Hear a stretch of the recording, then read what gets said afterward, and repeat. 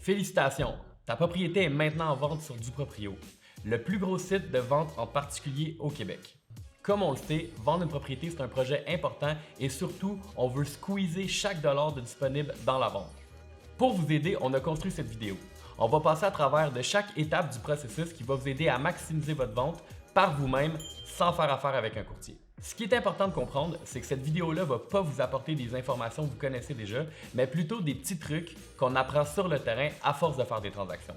Donc, écoutez la vidéo jusqu'à la fin pour vous assurer d'avoir toute l'information pertinente possible, mais aussi pour obtenir la liste des ressources qu'on va vous énumérer aujourd'hui. La vidéo va être divisée en 3 étapes. Comment afficher au bon prix, parce que c'est une des choses les plus importantes dans la stratégie de mise en marché. Deuxièmement, maximiser votre mise en marché. On sait très bien que plus de visibilité égale plus de visites. Plus de visites égale plus d'offres et plus d'offres égale plus d'argent dans vos poches. Suivre le processus étape par étape va vous permettre de maximiser votre vente, mais aussi d'améliorer le plus possible les conditions qui sont attachées à votre vente. Troisièmement, on va vous expliquer comment sécuriser votre vente. Pourquoi? Parce que chaque individu est différent. Il fait donc affaire avec une institution différente, il y a une situation familiale qui est différente, il y a un statut légal qui est différent, puis toutes ces étapes-là peuvent faire en sorte que votre transaction peut être en péril. Ce qu'on va vous expliquer aujourd'hui, c'est les éléments à prendre en compte pour éviter de tomber dans un piège et que votre vente tombe à l'eau. Donc sans plus tarder, commençons tout de suite avec le premier point, le prix. Là, on va mettre quelque chose au clair tout de suite. Je ne l'ai pas vu votre propriété. Je ne peux donc pas me prononcer sur quel prix serait le meilleur pour l'afficher. Par contre, il y a quelques règles à respecter pour vous assurer de maximiser votre vente puisque le prix affiché est un des éléments les plus importants dans votre mise en marché. Premièrement, ce que vous devez comprendre, c'est que même si vous êtes émotionnellement attaché à votre propriété, vous êtes dans un marché libre où ce que vous devez faire compétition avec d'autres propriétés. Les acheteurs qui vont regarder votre propriété en ligne vont regarder principalement le quartier, les photos et le prix. Si les trois font du sens, ils vont vouloir faire une visite. Par contre, si votre prix est trop élevé, vous perdez la chance d'avoir une visite de quelqu'un qui aurait peut-être tombé sous le charme de votre propriété si seulement il avait visité et il n'est pas venu à cause que le prix était trop élevé. Ce qu'on vous suggère donc de faire, c'est d'établir un prix qui est juste selon le marché. Un peu trop bas, vous risquez de laisser de l'argent sur la table, mais un peu trop haut, vous risquez de faire peur à vos futurs acheteurs. Ce qui est important de comprendre aussi, c'est que le prix que Duproprio vous a conseillé est souvent basé sur les ventes dans votre secteur, mais qui ont été faites sur Duproprio. Par contre, 90% des ventes ont lieu sur Centris. Comme vous n'êtes pas courtier immobilier, vous n'avez donc pas accès aux ventes qui ont eu lieu sur Centris à travers le réseau de courtiers immobiliers. Par contre, pour avoir ces données-là sans passer par un courtier, vous pouvez aller sur le site jlr.ca. C'est un site web qui est connecté avec le registre foncier puis qui va pouvoir vous donner, en tapant votre adresse, toutes les informations de votre propriété et des comparables qui ont été vendus. Ça va vous donner les informations sur toutes les ventes qui ont été faites dans votre secteur, incluant les ventes qui ont été faites par Centris, les ventes qui ont été faites sur Duproprio et les ventes qui ont été faites en particulier sans avoir été affichées nulle part. À partir de ce moment-là, vous allez avoir toute l'information nécessaire pour savoir à quel prix afficher votre propriété et surtout comment être compétitif par rapport aux autres offres qu'il y a sur le marché. Un autre conseil qu'on peut vous donner.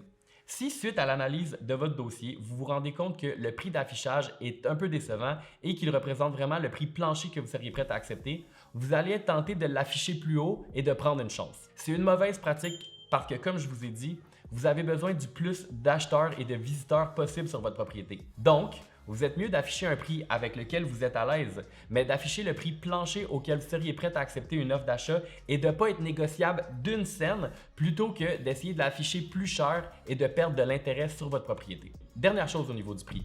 Vous devez savoir que vous êtes en compétition avec des propriétés qui sont sur Centris.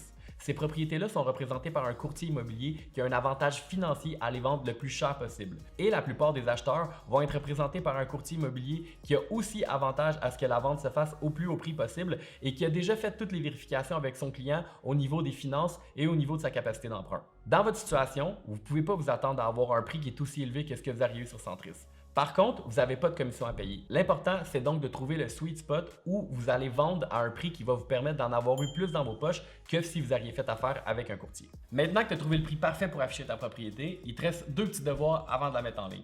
Bien évidemment, si tu écoutes la vidéo présentement, j'imagine que c'est parce que tu es déjà affiché. Je te conseille quand même de faire ces 2 devoirs-là parce que ça va te permettre de maximiser la vente de ta propriété. Premier devoir, vous allez faire une annonce sur Kijiji et sur Marketplace pour votre propriété. Au même titre que tu as mis une pancarte devant ta propriété pour annoncer à tout le monde qu'elle était en vente, tu dois faire la même chose en ligne. Partage les photos et les caractéristiques de ta maison en faisant une annonce sur Kijiji et une annonce sur Marketplace. L'algorithme de Facebook est très bien fait. Donc, sur Marketplace, même si quelqu'un se magasine des patins usagés, s'il a récemment visité des propriétés en ligne, Facebook va lui suggérer la tienne. Ça va te permettre d'entrer en contact avec des acheteurs qui sont intéressés par ta propriété et d'avoir plus de visites. Dans la même ordre d'idée, Kijiji, même si ça a déjà connu des meilleurs jours, est quand même un site web qui est très visité par les gens qui sont à la recherche de propriétés ou de logements. De plus, sur Kijiji, tu peux payer un petit peu plus cher pour être en haut de toutes les annonces dans l'immobilier, puis ça aussi, ça peut te permettre de faire beaucoup de visites. Side note, quand vous allez faire votre annonce, je vous recommande fortement d'écrire que c'est une propriété qui n'est pas disponible sur Centris. Pourquoi? Parce que sur Centris, il y a beaucoup de compétition, il y a beaucoup de surenchères et les prix sont élevés. Il y a donc certains acheteurs qui sont essoufflés par le marché. Ils vont donc se tourner vers des solutions comme Marketplace, Duproprio, Kijiji parce qu'ils savent qu'ils vont faire une meilleure affaire. Aussi, si le cœur vous en dit, vous pouvez écrire à la fin de votre annonce « Bienvenue au courtier immobilier avec un CCA ». Un CCA, c'est un contrat de courtage achat, donc la commission est payée par l'acheteur. Écrire ça à la fin de votre annonce, ça va avoir deux avantages. Premièrement, ça va montrer aux professionnels de l'immobilier que vous êtes prêts à collaborer s'ils ont un acheteur sérieux. Et deuxièmement, ça va faire peur à tous les gens qui vont essayer de vous contacter pour profiter de vous parce que ça va leur montrer que vous êtes éduqués sur le monde de l'immobilier. Deuxièmement, tu vas faire une fiche détaillée de ta propriété en montrant toutes les caractéristiques qui feraient en sorte qu'un acheteur voudrait l'acheter. La meilleure façon de remplir la fiche, c'est de te poser la question, toi, quand tu as acheté, qu'est-ce qui a fait en sorte que tu tombes en amour avec la propriété? Est-ce que c'est les grands plafonds, la généreuse fenestration? Est-ce que c'est parce qu'il y a une cour arrière avec une piscine, un sous-sol fini? Est-ce que tu as fait des améliorations sur ta propriété récemment et tu aimerais ça que les gens soient au courant que c'est fait? Comme par exemple une toiture neuve, de la plomberie ou une salle de bain complètement rénovée. Cette fiche-là, une fois qu'elle est complétée, tu vas pouvoir l'imprimer et la joindre à la déclaration du vendeur et vous allez donner ça à tous les gens qui vont venir faire une visite dans votre propriété. Une fois qu'ils vont être à la maison et qu'ils vont devoir décider sur quelle propriété ils désirent faire une offre d'achat, le fait d'avoir quelque chose en main, ça va les aider à se rappeler des trucs qui étaient importants dans ta propriété et à les convaincre. Pour faire ça, si vous n'avez pas les outils à la maison, je vous conseille d'aller chez Bureau en Gros et de faire imprimer ça sur un beau carton. Oui, ça va vous coûter quelques dollars de plus, mais ça va vous permettre de vous démarquer des autres propriétés. Vous avez décidé de vendre par vous-même pour sauver la commission. Le dernier endroit où vous devez essayer de sauver de l'argent, c'est dans la présentation de votre propriété ou dans sa visibilité. Je vous recommande donc d'investir quelques dizaines de dollars de plus dans ces petits trucs-là et ça va faire une énorme différence sur votre mise en marché. D'ailleurs, pour vous remercier d'avoir écouté la vidéo, je vous ai préparé une fiche descriptive interactive que vous pouvez remplir par vous-même avec vos photos, votre adresse et les caractéristiques de votre propriété. Elle est disponible dans le lien en dessous du vidéo ou textez simplement le numéro de téléphone qui vous a envoyé la vidéo et vous allez pouvoir la télécharger gratuitement. Maintenant que vous êtes sur le marché, il y a des gens qui vont vous appeler pour avoir de l'information sur votre propriété. Suggérez-leur tout de suite de faire une visite. Par contre, bookez pas votre visite le lendemain. Attendez quelques jours. Pourquoi? 1. Ça va laisser la chance à plus de gens de vous appeler. Vous allez pouvoir booker toutes les visites en même temps. Ça va vous faciliter la tâche au niveau de votre horaire, mais aussi au niveau du ménage et de la préparation de la propriété.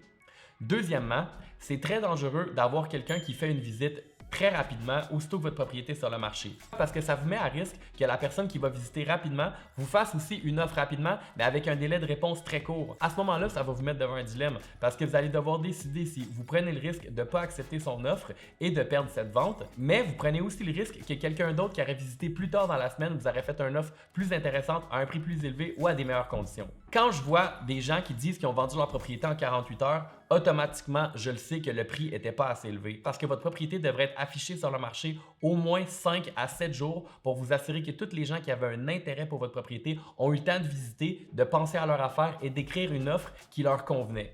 De plus, en laissant la chance à plus de gens de visiter, ça vous permet d'augmenter vos chances, 1, d'aller en surenchère, 2, d'avoir plus de visites, donc plus d'offres, mais surtout, n'oubliez pas que les gens ne croient pas ce que vous leur dites, ils croient ce que vous leur montrez. Donc, quand ils vont vous appeler, ils vont vous demander si vous avez beaucoup d'achalandage sur la propriété. Naturellement, vous allez leur dire qu'il y a un intérêt, mais ils vont le croire encore plus s'ils croisent quelqu'un en sortant de leur visite et en entrant dans leur visite parce que ça va leur montrer qu'il y a des gens qui se sont déplacés, donc qui ont un réel intérêt pour votre propriété. Le fait de savoir qu'ils sont en compétition avec d'autres acheteurs va nécessairement jouer un rôle important quand ils vont décider à quel prix ils vont écrire leur offre d'achat. Ça m'amène d'ailleurs à un autre point. Je vois beaucoup de gens qui refusent des visites à certains types d'acheteurs, comme par exemple des gens qui n'ont pas encore reçu une préqualification hypothécaire ou des gens qui sont accompagnés par un courtier. C'est là où faire des blocs de visite, ça devient pertinent. Parce que quand vous prévoyez 4 heures puis vous rentrez toutes les visites à l'intérieur de ça, vous n'avez pas besoin de faire le ménage complet pour quelqu'un qui n'avait pas nécessairement de préqualification. C'est sûr que si vous avez le choix entre deux offres, une d'un client préqualifié et une autre d'un client dont on ne peut pas vérifier la solvabilité, vous allez toujours choisir celle qui est backée par une institution financière. Par contre, vous n'êtes pas rendu au point où vous recevez des offres présentement. Vous devez donc faire visiter tout le monde. C'est pour ça que c'est important de faire des blocs de visite. D'ailleurs, quelqu'un qui n'est pas préqualifié peut vous arriver avec une surprise comme un achat au comptant ou un achat financé par des parents qui ont beaucoup de sous. C'est donc important de ne pas refuser la porte à personne, mais de le faire d'une façon stratégique. Pour ce qui est des courtiers immobiliers, on comprend que vous avez décidé de vendre par vous-même, puis c'est d'ailleurs le but de cette vidéo, de vous aider à le faire de la meilleure façon possible. Par contre, c'est évident qu'il y a des courtiers qui vont vous appeler parce que soit ils veulent vous offrir leur service, soit ils vont vous dire qu'ils ont des clients. Est-ce que c'est toujours vrai? Pas nécessairement. Cependant, s'il y a un courtier qui a réellement un client intéressé, ça serait à votre désavantage de lui fermer la porte. La meilleure façon de savoir si c'est à votre avantage ou pas de prendre la visite, c'est de lui demander s'il a un CCA avec son client. Un CCA, c'est un contrat de courtage achat. Un contrat de courtage exclusif dans lequel un acheteur et un courtier immobilier s'entendent sur les modalités dans lesquelles le courtier va représenter cet acheteur-là et surtout de sa rétribution lors de l'achat. Un CCA, c'est votre meilleure garantie parce que la rétribution a déjà été négociée entre l'acheteur et son courtier, donc ça ne vous coûtera pas une scène de faire affaire avec ce courtier-là et aussi ça va vous permettre de savoir que cet acheteur-là est motivé et qualifié et qu'il a déjà tout fait de ses devoirs parce que comme il a accepté de signer un contrat de courtage achat avec un courtier, c'est parce qu'il était réellement intéressé à faire l'acquisition d'une propriété. Finalement, vous avez eu plusieurs visites et vous avez reçu des offres d'achat.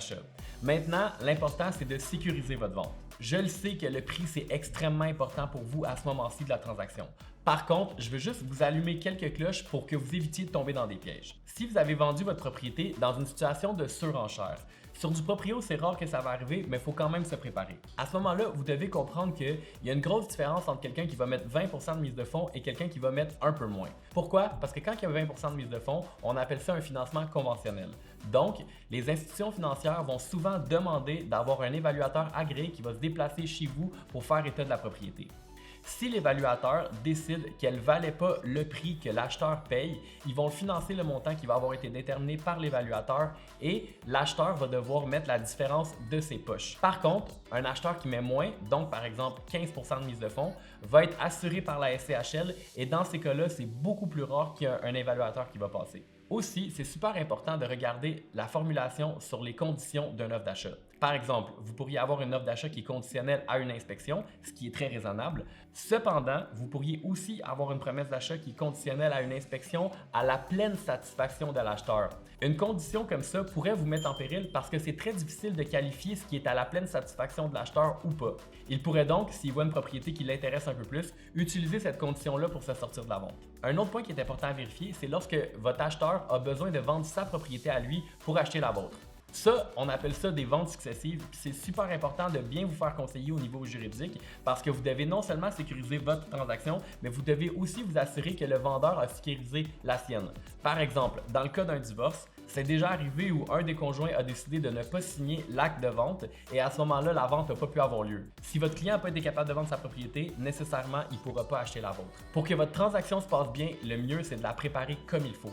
Sortez tous vos papiers, votre acte de vente, votre déclaration du vendeur. Si vous êtes dans une copropriété, demandez au syndicat de copropriété de vous envoyer tous les documents pertinents à la vente. En parlant de condo, généralement, les ventes sont conditionnelles à l'analyse des documents. Donc, avant d'accepter une promesse d'achat, parlez avec votre futur acheteur et demandez-lui si, par exemple, il fume de la marijuana, il y a des animaux de compagnie ou il veut peut-être faire du Airbnb une fois de temps en temps. Parce que si à la lecture des documents, il se rend compte que c'est interdit dans votre règlement de copropriété, à ce moment-là, il pourrait servir de ça pour se retirer de la vente. Pour ce qui est des maisons, spécialement si vous avez une propriété qui manque un peu d'entretien, je vous conseille fortement de faire une inspection pré-achat. Chaque propriété est très différente puis je ne peux pas englober tous les problèmes qui sont possibles dans un simple vidéo. Par contre, si vous avez reçu une promesse d'achat et que vous aimeriez vous assurer qu'elle est conforme, j'ai personnellement un permis de l'OASIC, ce qui me permet de vous donner des conseils en matière d'immobilier. Je vous avais déjà une promesse d'achat, je n'essaierai pas de vous achaler pour avoir votre contrat. Par contre, je vais pouvoir vous éclairer du mieux que je peux, puis si ça vous fait plaisir, vous me laisserez un review sur Google. C'est tout pour aujourd'hui. Je suis convaincu que la vidéo d'aujourd'hui va vous avoir éclairé et va vous permettre de faire quelques milliers de dollars de plus dans votre transaction et surtout d'avoir la tête tranquille. Si suite à toutes les informations que vous avez reçues aujourd'hui, vous aimeriez avoir une évaluation d'un professionnel de l'immobilier, ça va me faire un grand plaisir de collaborer avec vous. Si je vous ai envoyé la vidéo, c'est parce que vous êtes sur mon secteur et en regardant votre annonce, j'ai vu qu'il y avait un beau potentiel. la vérité, c'est que une personne sur 3 qui a affiché sur du proprio va finir par l'afficher sur Centris. Pourquoi? Parce qu'on a des outils différents. Puis aujourd'hui, le but, c'est pas de vous parler de ces outils-là, c'est de vous offrir mon aide. Vous avez fait le choix de vendre par vous-même et je respecte ça à 100%. Vous avez probablement un petit côté entrepreneur en vous puis vous avez envie de l'essayer par vous-même. Par contre, c'est pas mauvais d'avoir une deuxième opinion et je suis un spécialiste avec les AVPP, les à vendre par le propriétaire. Si vous êtes curieux de connaître mon offre de service, comment je peux vous garantir que vous allez être satisfait au niveau du service, au niveau du prix et au niveau de la transaction? Ça va me faire un grand plaisir de vous envoyer un PDF avec toutes les informations requises. Si suite à ça, vous vous rendez compte qu'on pourrait faire une belle équipe, n'hésitez pas à me contacter. Ça va me faire plaisir de mettre toutes les ressources à ma disposition pour maximiser votre vente. On parle de réseaux sociaux, de vidéos, de photographie professionnelle, de drones, de skills de négociation et surtout d'une expérience accrue sur le terrain qui m'a permis de maximiser la vente pour plusieurs personnes avant vous. Si vous avez des questions ou si vous voulez tout simplement me donner un thumbs up, n'hésitez pas à me contacter, ça va me faire plaisir. Je m'appelle Yann Torres, je suis courtier immobilier et ma devise, c'est qu'en immobilier, il ne faut rien laisser au hasard. À bientôt!